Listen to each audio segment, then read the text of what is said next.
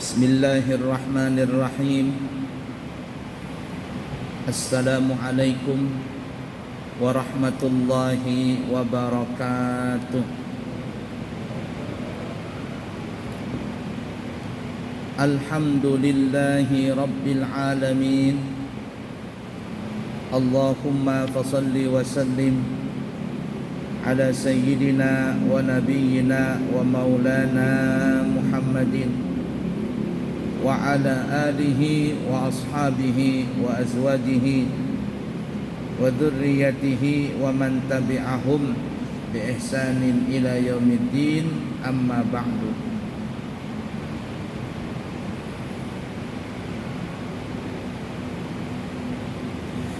Kembali kita melanjutkan pelajaran kita di dalam kitab Qisasul Anbiya, cerita para nabi dan rasul yang dikarang oleh Al-Imam Ibnu Katsir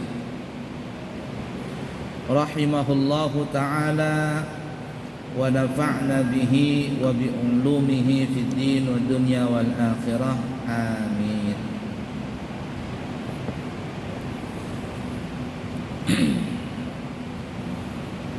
Disebutkan di dalam riwayat bahwa Allah Subhanahu wa taala memberikan kepada Nabi Musa itu 9 mukjizat yang besar. Dari 9 ini para ulama memang ada beda-beda pendapat. Cuman yang 9 itu adalah salah satunya pertama, tongkat Nabi Musa bisa menjadi ular. Kemudian tangan Nabi Musa bisa mengeluarkan cahaya, yang kedua. Yang ketiga adalah angin topan. Keempat, kodok. Yang kelima, kutu. Yang keenam, air jadi darah. Yang ketujuh, membelah lautan. Yang kedelapan adalah bisa mengeluarkan air dari batu. Ya. Kemudian yang ke-9 terakhir apa itu? Kodok, kutu, angin topan, darah. Ada lagi satu, ya. Totalnya ada 9. Nah, 9 itu belalang, ya. Yang ke-9 adalah belalang. Nah, itu orang ulama mengatakan demikian. Walaupun sebagian ulama ada yang mengatakan 9 itu ada versi yang lain. Ya, cuman yang jelas dari 9 itu yang kita sebutkan tadi adalah tongkat jadi ular, kemudian membelah lautan, tangan keluar bisa mengeluarkan cahaya, kemudian angin topan, kutu, kodok, kemudian air jadi darah, belalang, sama yang ke-9 apa tadi? Air keluar dari batu. Nah, itu nanti semuanya totalnya 9. Seperti yang kita terangkan juga pada pertemuan-pertemuan yang lalu bahwa Allah Subhanahu wa taala memberikan mukjizat. Asal katanya mukjizat itu ajaza, artinya lemah. Mukjizat, mu'zizun, melemahkan. Mukjizat yaitu sesuatu yang bisa melemahkan musuh. Jadi kalau Allah Subhanahu wa taala memberikan mukjizat kepada seorang nabi, maka mukjizat itu tidak bisa dikalahkan oleh siapapun juga. Artinya menang, dan mukjizat itu akan mengalahkan musuh-musuhnya Allah. Nah, itu mukjizat, mengalahkan musuh-musuhnya Allah. Dan mukjizat ini tidak bisa keluar terus-menerus, ya. Mukjizat ini keluarnya itu ya pada saat-saat genting, dan itu semuanya juga kehendak Allah. Kehendak Allah, bukan mentang-mentang Nabi punya mukjizat lalu terus-terusan digunakan mukjizat itu, enggak. Ya, mukjizat itu keluar pada saat genting, dan itu sebenarnya juga kehendak Allah. Karena hakikatnya Allah yang memberi itu. Kalau kepada para nabi itu namanya mukjizat. Kalau kepada nabi yang belum diangkat menjadi nabi dan rasul di masa kecil itu disebut irkhas atau irkhasat. Irkhas namanya. Kalau kepada para wali namanya karamah. Karamah. Kalau kepada para orang-orang yang orang zalim ini itu namanya istidraj. Nah, istidraj nanti masuk dalam sihir, pelet, ya, jampi-jampi, sakti mandraguna yang menggunakan bantuan jin, maka itu semuanya masuk dalam kategori istidraj. Termasuk dajjal nanti ya. Dajjal itu kalau keluar dari tempat persembunyiannya dia sangatlah sakti mandraguna.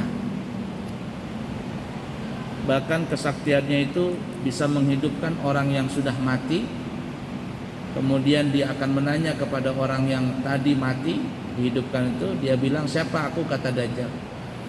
Kalau yang mati ini orang beriman, itu tidak bisa dihidupkan Dajjal. Tapi kalau orang yang ahli maksiat atau mungkin silap mata itu adalah jin yang dikelabui oleh Dajjal, maka orang itu akan mengatakan bahwa Dajjal adalah Tuhannya.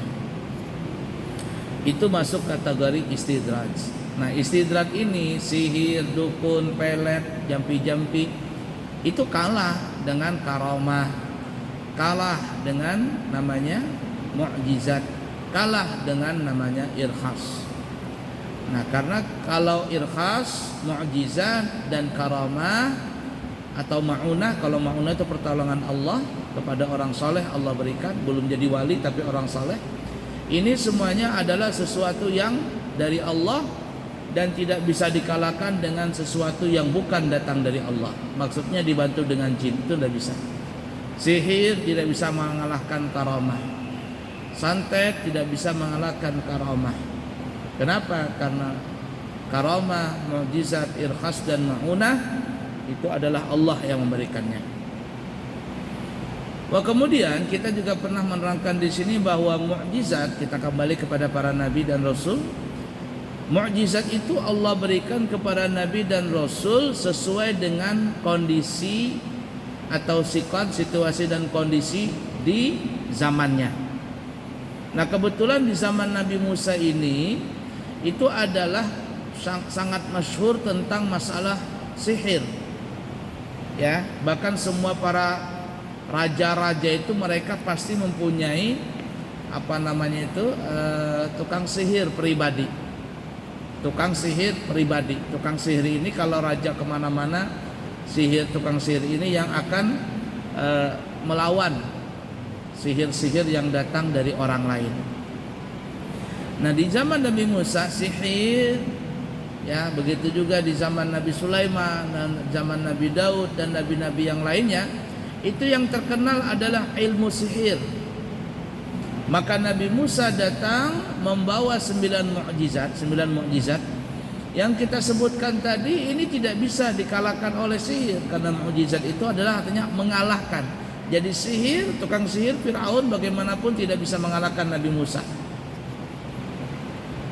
Ketika Nabi Musa mendapatkan 9 mukjizat itu, tukang sihir Fir'aun mengatakan, ini kalau seandainya Nabi Musa ini tukang sihir dan yang digunakan oleh Musa ini adalah sihir, maka Nabi Musa itu bisa dikalahkan. Tapi karena ini bukan sihir alias mukjizat, maka mereka tukang sihir tidak bisa mengalahkan Nabi Musa.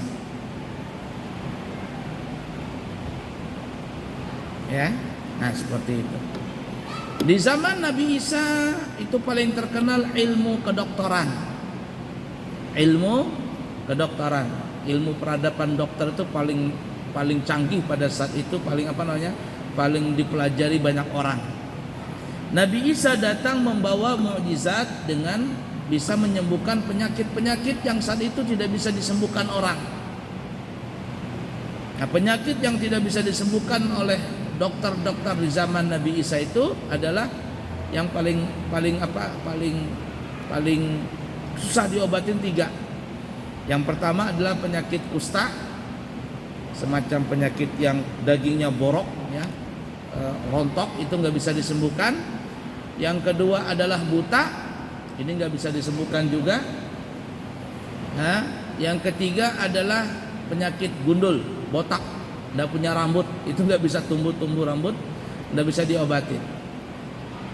Datang Nabi Isa membawa mukjizat itu, semua bisa disembuhkan dengan izin Allah. Nabi Musa tidak minta dibayar ini itu dan sebagainya, cukup syaratnya kalau mereka mau beriman maka disembuhkan oleh Allah. Bahkan yang lebih dahsyat, Nabi Isa bukan hanya bisa menyembuhkan segala penyakit, tetapi orang mati pun dengan izin Allah, maka Nabi Isa pun bisa menghidupkan orang mati tadi. Itu Nabi Isa.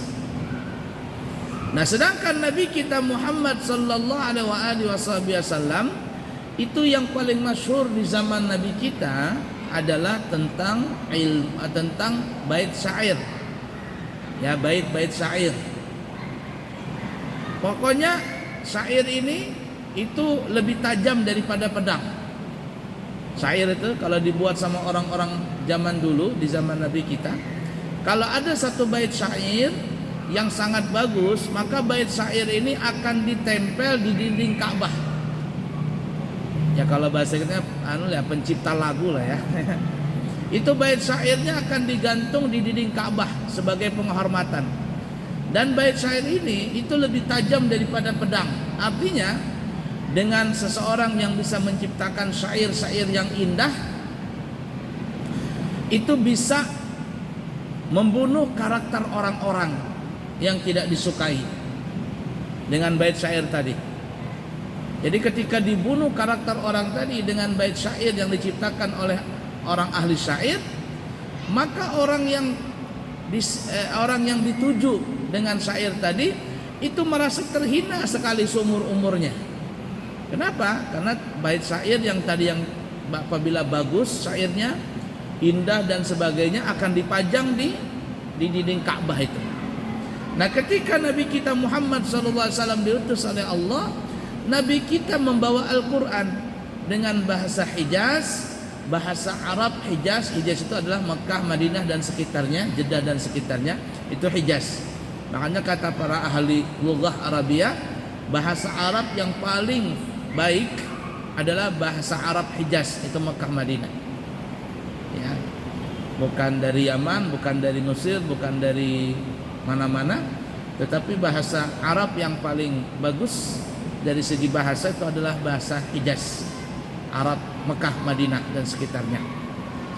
Al-Quran Allah turunkan kepada Nabi Muhammad yang lahir di kota Mekah. Maka Al-Quran itu begitu indah kata-katanya, sastranya lebih indah daripada sastra bahasa Arab.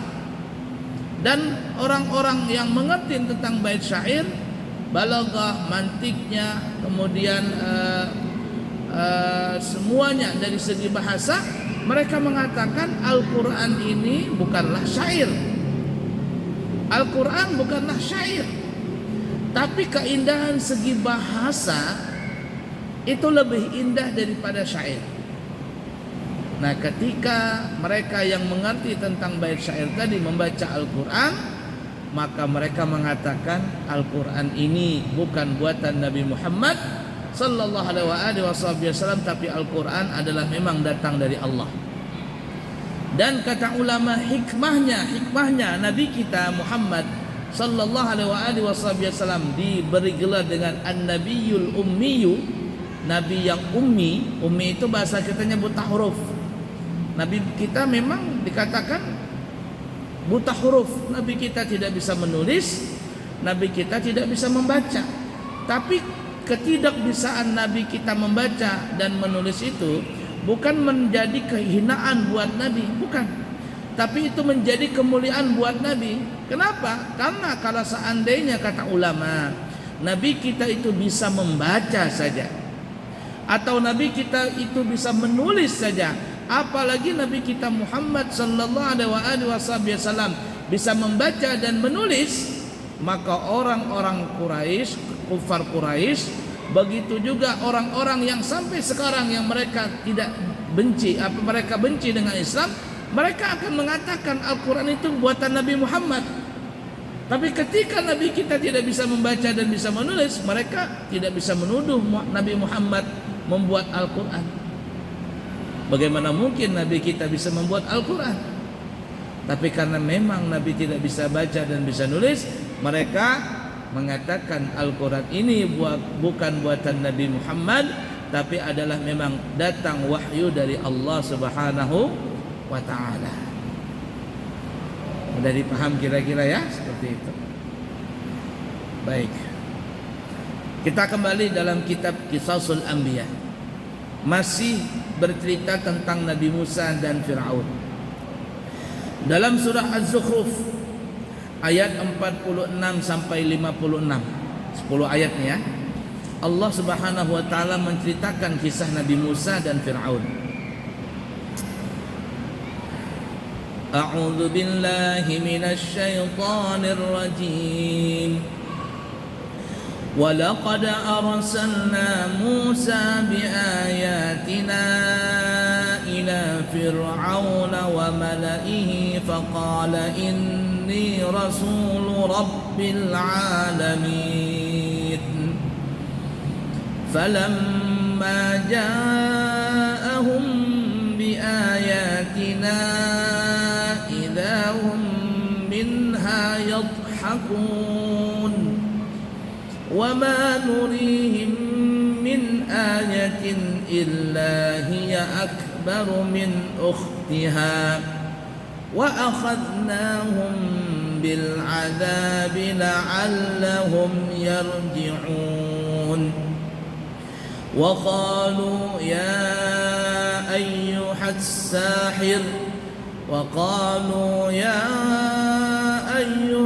sahir ud'u lana rabbaka bima 'ahida 'indaka innana lamuhtadun. Falamma kashafna 'anhumul 'adaba idza hum yankuthun. ونادى فرعون في قومه قال يا قوم أليس لي ملك مصر وهذه الأنهار قال يا قوم أليس لي ملك مصر وهذه الأنهار تجري من تحتي أفلا تبصرون أم أنا خير من هذا الذي هو مهين ولا يكاد يبين فلولا ألقي عليه أسورة من ذهب أو جاء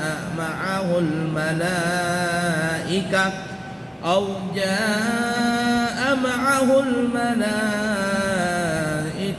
مقترنين فاستخف قومه فأطاعوه إنهم كانوا قوما فاسقين فلما آسفونا انتقمنا منهم فأغرقناهم أجمعين فجعلناهم سلفا ومثلا للآخرين.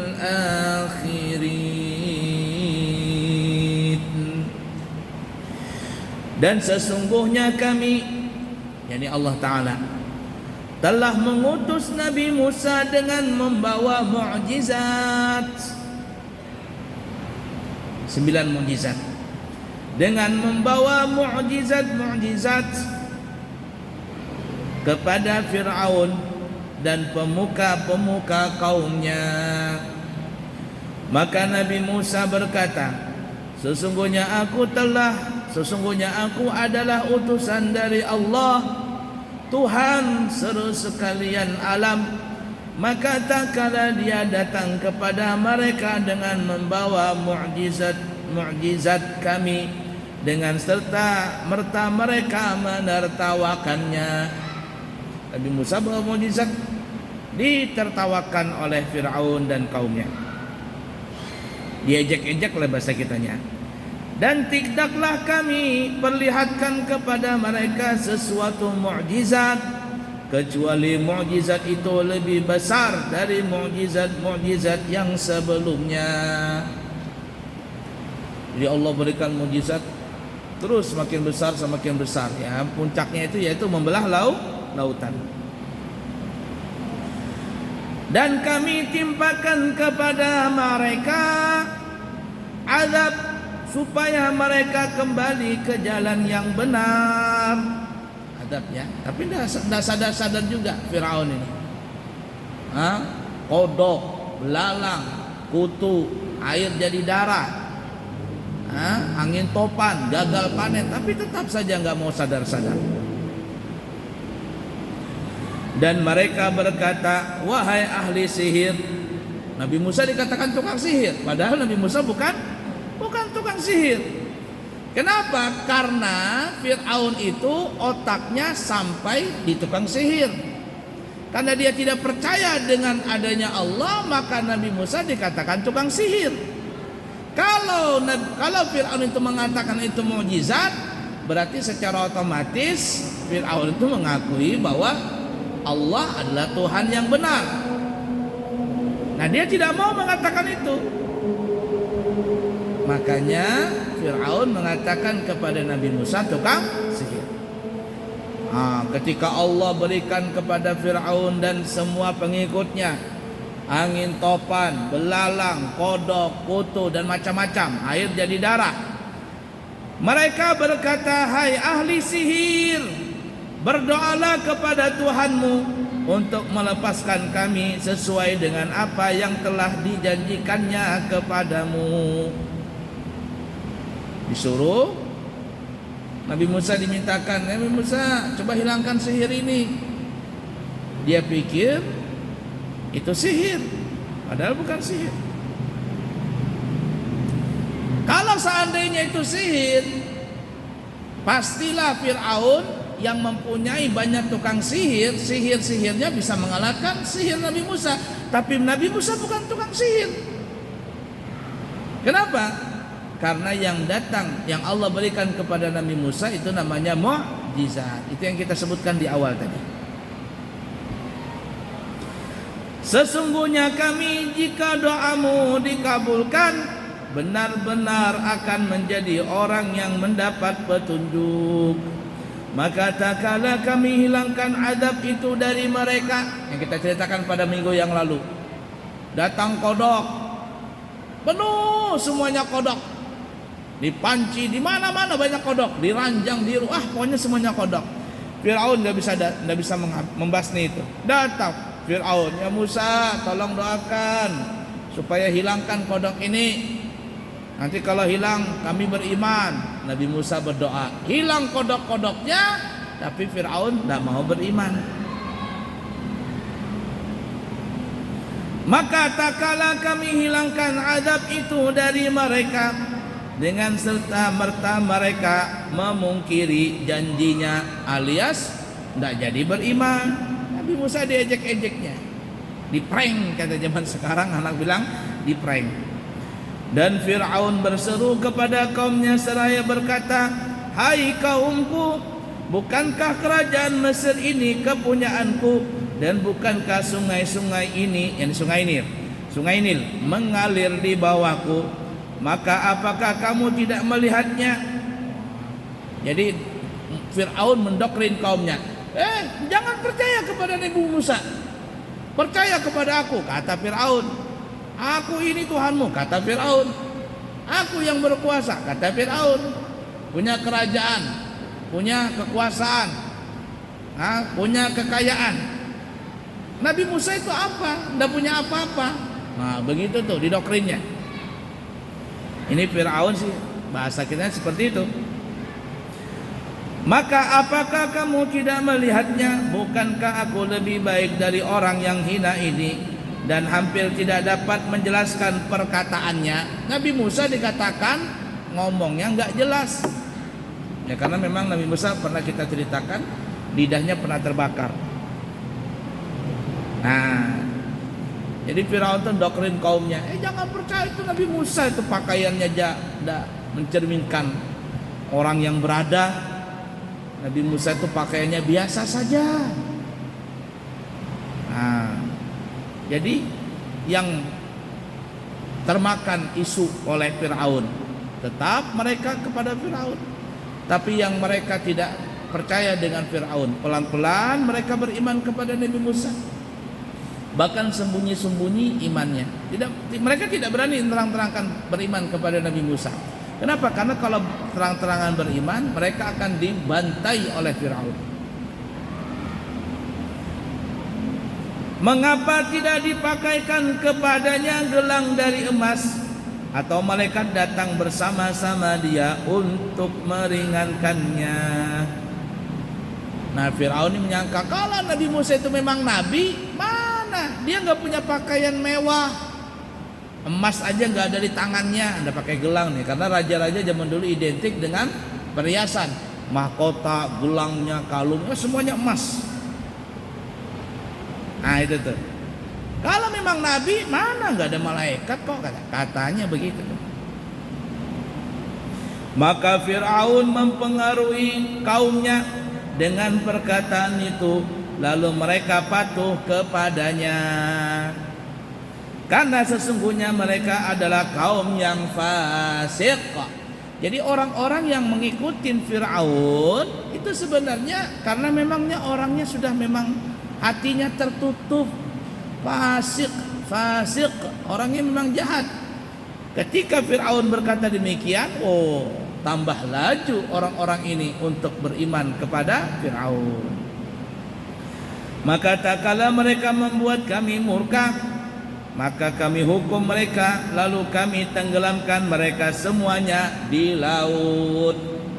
Nanti kita sampai ceritanya di lautan merah. Dan kami jadikan mereka sebagai pelajaran dan contoh bagi orang-orang yang kemudian. Nah, sampai sekarang jasadnya Firaun itu ada utuh. Arti utuh itu diabadikan. Tapi apakah itu Firaun yang asli di zaman Nabi Musa atau tidak? Wallahu a'lam. Hanya Allah yang Maha tahu hakikatnya. Ya. Karena Fir'aun itu bukan nama ya. Fir'aun itu bukan nama seseorang. Fir'aun itu adalah gelar Raja Mesir. Kalau bahasa Arabnya, kalau bahasa Al-Qurannya Fir'aun. Kalau bahasa kerennya itu bahasa apa? Ibrani atau apa gitu. Itu namanya Namres.